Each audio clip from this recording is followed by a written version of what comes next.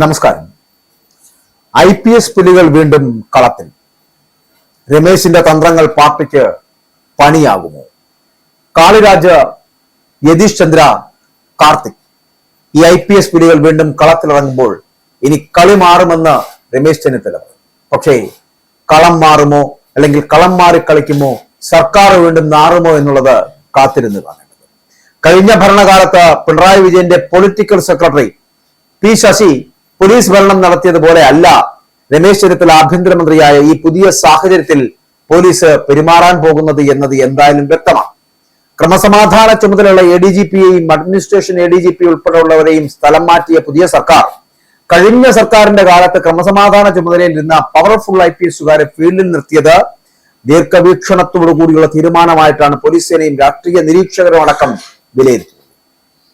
മികച്ച നിരവധി IPS ഉദ്യോഗസ്ഥർ നിലവിൽ കേരള പോലീസിലുണ്ട്.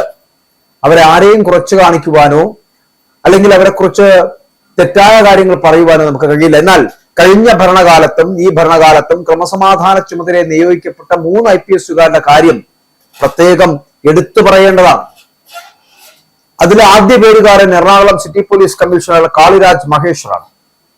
ഉറച്ച ഇടപെടൽ, കുറ്റവാളികളോട് അയവില്ലാത്ത സമീപനം, പിടിച്ചാൽ പിടിവാശിയോടെ പിടിവിടില്ലാത്ത ഓഫീസർ, അതാണ് കാളിരാജ് മഹേശ്വർ.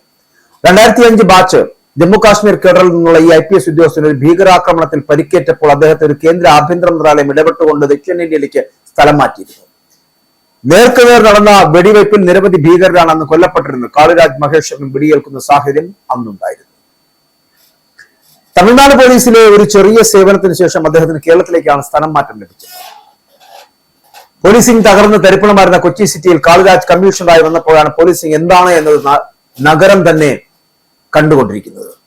ലഹരി മാഫിയയ്ക്കും ക്രിമിനലുകൾക്കുമെതിരെ അതിശക്തമായിട്ടുള്ള നടപടിയാണ് സിറ്റി പോലീസ് കമ്മീഷണറുടെ നേതൃത്വത്തിൽ നിലവിൽ നടന്നുകൊണ്ടിരിക്കുന്നത്. അത് തിരിച്ചറിഞ്ഞത് കൊണ്ടാണ് കാളിരാജ് മഹേശ്വരനെ തുടരാൻ സർക്കാർ ഇപ്പോൾ അനുവദിച്ചിരിക്കുന്നത്. രണ്ടാമതായിട്ട് നമ്മൾ എടുത്തു പറയേണ്ട കാര്യം DIG യതീഷ് ചന്ദ്രയെ കുറിച്ചാണ്. ഇത്രയും ഫാൻസ് ബോയ്സ് ഉള്ള മറ്റൊരു IPS ഓഫീസറും ചിലപ്പോൾ കേരളത്തിൽ ഉണ്ടാകില്ല. ഔദ്യോഗിക ജീവിതത്തിലെ കർശനമായിട്ടുള്ള നടപടികളിലൂടെയാണ് യതീഷ് ചന്ദ്ര ഈ പിന്തുണ നേടിയെടുത്തിരിക്കുന്നത്. ശബരിമല യുവതി പ്രവേശനവുമായി ബന്ധപ്പെട്ട സംഘർഷാവസ്ഥ നിലനിന്നിരുന്ന സമയം ഓർമ്മയുണ്ടല്ലോ. BJP നേതാവും അന്ന് കേന്ദ്രമന്ത്രിയുമായിരുന്ന പൊൻ രാധാകൃഷ്ണനെ SP ആയിരുന്ന യതീഷ് ചന്ദ്ര തടഞ്ഞതും മുഖാമുഖം നിന്ന് ചോദ്യം ചെയ്തതും എല്ലാം വലിയ വിവാദമാണ് സൃഷ്ടിച്ചത്. അന്ന് നിലയ്ക്കലിന്റെ സുരക്ഷാ ചുമതല ഉണ്ടായിരുന്ന ഉദ്യോഗസ്ഥരായിരുന്നു ഈ യതീഷ് ചന്ദ്ര. UDF സർക്കാർ അധികാരത്തിലിരുന്ന 2015 ഇടതുപക്ഷത്തിന്റെ ഉപരോധ സമരത്തിനെതിരെ യതീഷ് ചന്ദ്ര ലാത്തിച്ചാർജ് നടത്തിയതും വലിയ വിവാദങ്ങൾക്ക് വഴിവെച്ചിരുന്നു. 2020 കോവിഡ് നിയന്ത്രിക്കുവാനുള്ള ലോക്ഡൌണിനിടെ നിയന്ത്രണങ്ങൾ തെറ്റിച്ചവരെ കണ്ണൂർ ജില്ലാ പോലീസ് മേധാവിയായിരുന്ന യതീഷ് ചന്ദ്ര ഏത്തമിടിയിച്ചതും സംഭവ ബഹളമായിരുന്നു. നിലവിൽ കണ്ണൂർ റേഞ്ച് DIG ആയിട്ടുള്ള യതീഷ് ചന്ദ്രയെ പ്രധാന തസ്തികയായിട്ടുള്ള എറണാകുളം റേഞ്ച് DIG ആയി സർക്കാർ ഇപ്പോൾ മാറ്റി നിയമിച്ചിരിക്കുന്നതും ചില പ്രതീക്ഷകളോടുകൂടി തന്നെയാണ്. അടുത്തത് DIG കാർത്തിക. ജോലി ചെയ്ത സ്ഥലങ്ങളിലെല്ലാം തന്നെ മികച്ച ട്രാക്ക് റെക്കോർഡുള്ള ഉദ്യോഗസ്ഥനാണ് കാർത്തിക്. അന്വേഷണ മികവിനുള്ള കേന്ദ്ര ആഭ്യന്തര പുരസ്കാരം നേടിയ മിടുക്കനായ ഒരു ഉദ്യോഗസ്ഥനാണ് കാർത്തിക് എന്നത്. ക്രിമിനലുകളോട് ഒരു വിട്ടുവീഴ്ചയും ചെയ്യാത്ത കാർത്തിക്കിന്റെ ഒറ്റ ധൈര്യത്തിലാണ് തലസ്ഥാനത്തെ CI ഇപ്പോൾ തോക്കെടുത്ത് വെടിപൊട്ടിച്ചിരിക്കുന്നത്. കാപ്പ കേസിലെ പ്രതിയായിട്ടുള്ള കൗൺസിലറെ പിടിക്കാൻ എത്തിയപ്പോൾ ഉണ്ടായ സംഘർഷത്തിലാണ് CI തോക്കെടുത്ത് ആകാശത്തേക്ക് വെടിവെച്ചത്. യതീഷ് ചന്ദ്രയും കാർത്തിക്കും 2011 ബാഞ്ചിലെ കേരള കേഡർ IPS ഉദ്യോഗസ്ഥരാണ്. ക്രിമിനലുകളുടെ വിളനിലമായിട്ടുള്ള തൃശൂർ റേഞ്ചിലേക്കുള്ള ആദ്യത്തെ പോസ്റ്റിംഗ് ഇദ്ദേഹത്തെ നിയമിച്ചിരിക്കുന്ന സർക്കാർ നിയോഗിച്ചിരുന്നത് അപ്പോൾ അവിടെയായിരുന്നു. ഈ സൂചിപ്പിച്ച 3 IPSകാർക്കും ഏത് സർക്കാർ അധികാരത്തിൽ വന്നാലും സുപ്രധാനമായിട്ടുള്ള ചുമതല നൽകുന്നത് നിയമവാഴ്ച ശക്തിപ്പെടുത്തുന്നതിന് വേണ്ടിയായിട്ടാണ് എന്ന് പറയപ്പെടുന്നത്. ഇക്കാര്യങ്ങൾ സൂചിപ്പിക്കുമ്പോൾ തന്നെ UDF സർക്കാരിന്റെ ഭാഗത്ത് നിന്ന് വന്ന ചില പിഴവുകളും സൂചിപ്പിക്കാതിരിക്കാൻ കഴിയുകയില്ല. അഴിമതിക്കാരായിട്ടുള്ള ചിലർ ജില്ലാ പോലീസ് മേധാവിമാരായിട്ട് നിയോഗിക്കപ്പെട്ടിട്ടുണ്ട്. അതുപോലെ തന്നെയാണ് സീനിയർ SP ആയിട്ടുള്ള മെറിൻ ജോസഫിനെ കോഴിക്കോട് റൂറൽ SP ആയി ഒതുക്കിയതും ശരിയായിട്ടുള്ള ഒരു നടപടിയല്ല. Kozhikode city police commissioner AP Shoukath അലിയെ നിയോഗിക്കാൻ ഉറപ്പിക്കുമ്പോൾ ഒരിക്കലും സീനിയർ ആയിട്ടുള്ള മെറിൻ ജോസഫിനെ റൂറൽ SP ആയി നിയമിക്കാൻ പാടില്ലായിരുന്നു. അതുപോലെ തന്നെ കൺഫേർഡ് IPSകാരനായിട്ടുള്ള ഷൗക്കത്ത് അലിയുടെ കീഴിൽ ഒരിക്കലും യുവ IPSകാരനായിട്ടുള്ള SP റാങ്കിലുള്ള പതൻ സിംഗ് തുടരുന്നതും ഒരിക്കലും ഒരു ശരിയായ കാര്യമല്ല. അത് IPS ഉദ്യോഗസ്ഥർക്കിടയിൽ തന്നെ ഇതിനകം തന്നെ ശക്തമായ എതിർപ്പിന് കാരണമായിട്ടുണ്ട്. നോർത്ത് സോൺ IG തസ്തികയിൽ നിയമനം നടത്താത്തതും വലിയ പോരായ്മ തന്നെയാണ്. IG പ്രകാശിനെ പോലുള്ള സമർത്ഥനായിട്ടുള്ള പോലീസ് ഉദ്യോഗസ്ഥർ സേനയിൽ ഉള്ളപ്പോൾ തന്നെ രാഷ്ട്രീയ സംഘർഷങ്ങളുടെ വിളഭൂമിയായിട്ടുള്ള വടക്കൻ മേഖലയിൽ IG ഇല്ലാത്തത് പോലീസിന്റെ പ്രവർത്തനങ്ങളെ സാരമായിട്ട് തന്നെ ബാധിക്കുമെന്നുള്ള കാര്യം ഉറപ്പാണ്.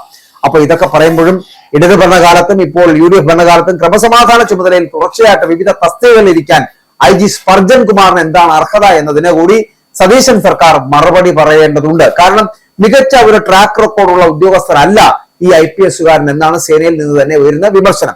അപ്പൊ ദക്ഷിണ മേഖല IG ആയി തുടരുവാനാണ് UDF സർക്കാർ സ്പർജൻ കുമാറിനെ അനുവദിച്ചിരിക്കുന്നത് പോലും. അങ്ങനെ IPS പുലികളൊക്കെ വീണ്ടും കളത്തിലിറങ്ങുമ്പോൾ അത് ഏതെങ്കിലും തരത്തിൽ കളി മാറുന്ന ഒരു സാഹചര്യം ഉണ്ടാകുമോ എന്നൊക്കെ ചോദിക്കുന്നുണ്ടെങ്കിലും രമേശിന്റെ തന്ത്രങ്ങൾ സത്യത്തിൽ പാർട്ടിക്ക് വലിയ പണിയായി മാറുമോ, സർക്കാരിന് തലവേദനയാകുമോ എന്നുള്ളൊക്കെ ചോദ്യങ്ങൾ വരുന്നുണ്ട്. ഒപ്പം തന്നെ ഇപ്പോൾ തന്നെ ചില തീരുമാനങ്ങൾ UDF ഭരണകാലത്ത് ഇപ്പോൾ ഇവരെടുത്തിരിക്കുന്ന ചില രീതികളോട് ചില തസ്തികകളുടെ നിയമനങ്ങൾ വല്ലാതെ ഈ സർക്കാരിനെ നാണക്കേടുണ്ടാക്കുന്ന തരത്തിലേക്ക് എത്തുന്നുണ്ട്. അതൊരിക്കലും ആശ്വാസ്യമല്ല. അത് ആര് ചെയ്തിരുന്നാലും ഇപ്പോൾ തന്നെ ദേവസ്വം ബോർഡുമായി വരുന്ന വിഷയങ്ങളിലൊക്കെ സ്വീകരിക്കുന്ന നിലപാടുകൾ, പ്രദീപുമായി ബന്ധപ്പെട്ട് വരുന്ന വിഷയങ്ങൾ, പ്രദീപിനോട് രാജിവെക്കാൻ പറയുന്ന സാഹചര്യത്തിലേക്ക് മുഖ്യമന്ത്രി എത്തുന്നത് ഉൾപ്പെടെയുള്ള കാര്യങ്ങൾ ഈ സർക്കാരിന് നാണക്കേട് ഉണ്ടാക്കുന്നതാണ്. ഒന്നുകിൽ ഈ തസ്തികകളിലേക്ക് നിയമനം നടത്തുമ്പോൾ പൂർണ്ണമായിട്ടും ആ വകുപ്പ് മന്ത്രിയുമായിട്ടും വകുപ്പ് തല ഉദ്യോഗസ്ഥരുമായിട്ടും ഒക്കെ ഒരു അന്വേഷണം നടത്തേണ്ടതുണ്ട്. അതിനുശേഷം മാത്രമായിരിക്കും ഇത്തരത്തിലൊരു ഒരാളെ നിയമിക്കേണ്ടത്. നിയമനങ്ങൾ ഒരിക്കലും ശരിയായിട്ടുള്ള രീതിയിലല്ല എന്നുണ്ടെങ്കിൽ അത് പേരുദോഷം സർക്കാരിന് ഉണ്ടാക്കുന്നുള്ള കാര്യത്തിൽ സംശയമില്ല. കാരണം ഇപ്പോൾ ഈ UDF സർക്കാർ ഭരണം തുടങ്ങി 1 മാസത്തോളം ആകുന്ന ഒരു കാലഘട്ടത്തിൽ പോലും അവരുടെ പ്രവർത്തനങ്ങളെ പല മേഖലകളിലും അവർ ഉയർച്ച കാണിക്കുന്നുണ്ടെങ്കിൽ പോലും ഇതുപോലുള്ള നിയമനങ്ങൾ എന്ന് പറയപ്പെടുന്നത് അത് സണ്ണി ജോസഫിന്റെ അളിയനുമായി ബന്ധപ്പെട്ട് വരുന്ന നിയമനങ്ങൾ ഉൾപ്പെടെ ഈ സർക്കാരിന് ചില പേരുദോഷങ്ങൾ ഉണ്ടാക്കിയിട്ടുണ്ട് എന്നുള്ള കാര്യത്തിൽ സംശയമില്ല. അതൊരു അവമതിപ്പ് തന്നെയാണ്. ഇനി സതീശൻ മാത്രമായിട്ട് തീരുമാനമെടുക്കുന്ന ഒരു സ്ഥിതിവിശേഷം ചെയ്യുന്നതും ഒരിക്കലും നല്ലതല്ല. കാരണം കൂട്ടുത്തരവാദിത്തമുള്ള ഒരു സർക്കാരാണ്. കൂട്ടുത്തരവാദിത്തോടുകൂടി തന്നെ മുന്നോട്ട് പോകേണ്ടതുണ്ട്. അതിനെ മന്ത്രിമാരുമായിട്ടും സർക്കാരുമായിട്ടും പാർട്ടിയുമായിട്ടും ഒക്കെ കൂടിയാലോചനകൾ നടത്തി തന്നെ സതീശൻ മുന്നോട്ട് പോകുന്നതായിരിക്കും സതീശന് ഗുണം ചെയ്യുക. ഇല്ല എന്നുണ്ടെങ്കിൽ സതീശന് ഉമ്മൻചാണ്ടിയുടെ ഒരു രീതിയിലേക്ക് ചെല്ലേണ്ടി വരും. അല്ലെങ്കിൽ ഉമ്മൻചാണ്ടിക്ക് അനുഭവിക്കേണ്ടത് വന്നതുപോലുള്ള കഷ്ടതകൾ അനുഭവിക്കേണ്ട ഒരു സ്ഥിതിവിശേഷം ഉണ്ടാകും. അതുകൊണ്ട് കൂട്ടുത്തരവാദിത്തമുള്ള ഒരു മുന്നണി സംവിധാനത്തിൽ നിന്നും ഭരിക്കുമ്പോൾ എല്ലാവരുമായിട്ടും കൂട്ടായ ചർച്ചകൾക്ക് ശേഷം മാത്രമായിരിക്കും ഇതുപോലുള്ള നിയമനങ്ങൾ ഉണ്ടാക്കിയെടുക്കേണ്ടത്. അല്ലെങ്കിൽ ഇപ്പോൾ പ്രദീപിനെ തന്നെ ഈ പറയുന്ന ദേവസ്വം ബോർഡിൽ നിയമിച്ചതുമായിട്ട് ബന്ധപ്പെട്ട് വരുന്ന വിഷയങ്ങൾ വല്ലാത്ത വാർത്തയാക്കുന്നുണ്ട്.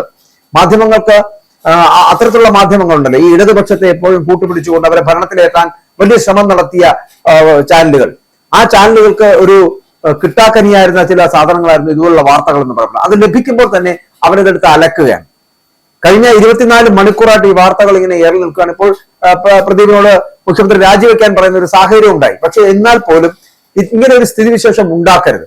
അപ്പോൾ നിങ്ങളുടെ ഭാഗത്ത് നിന്ന് ഏതെങ്കിലും തരത്തിലുള്ള ചെറിയ ഒരു പിഴവ് പറ്റിയാൽ പോലും ആ പിഴവിനെ ഇത്രത്തോളം വലുതായി കാണിക്കുവാൻ ഇവിടെ പല മാധ്യമങ്ങളും, അതായത് അറിയാമല്ലോ ഈ പിണറായി വിജയന് കുടപിടിക്കപ്പെട്ട പല മാധ്യമങ്ങളുണ്ട്. ആ മാധ്യമങ്ങളെല്ലാം തയ്യാറെടുത്ത് നിൽക്കുന്നതും കണ്ണും കാതും കൂർപ്പിച്ചിരിക്കുന്നതും നിങ്ങളുടെ ഈ വീഴ്ചകളെ അത് തുറന്നു കാണിക്കുവാൻ വേണ്ടിയിട്ടാണ്. അത് തുറന്നു കാണിക്കുക തന്നെ വേണം. പക്ഷെ അപ്പോഴും നിങ്ങളുടെ പ്രവർത്തനങ്ങളിൽ സുതാര്യത ഉണ്ടാവേണ്ടതുണ്ട്. മാത്രമല്ല, നിങ്ങൾ ഏകപക്ഷീയമായി എടുക്കുന്ന തീരുമാനങ്ങൾ ഒരു സർക്കാരിന് ഭൂഷണമല്ല. അതുകൊണ്ട് തന്നെ അത് ഐക്യത്തോട് ഒരുമിച്ച് കൂട്ടുത്തരവാദിത്തോടു കൂടി ആ മേഖലയിലെ അല്ലെങ്കിൽ ആ വകുപ്പിലെ മന്ത്രിയുമായിട്ടെങ്കിലും ആലോചിച്ചതിന് ശേഷം മാത്രമേ അത്തരത്തിലുള്ള തീരുമാനത്തിലേക്ക് പോകാവൂ. ഇല്ലെങ്കിൽ സതീശന് ഈ പറയുന്നത് പോലെ പ്രശ്നങ്ങൾ ഉണ്ടായിക്കൊണ്ടിരിക്കുന്ന കാര്യത്തിൽ തർക്കമില്ല.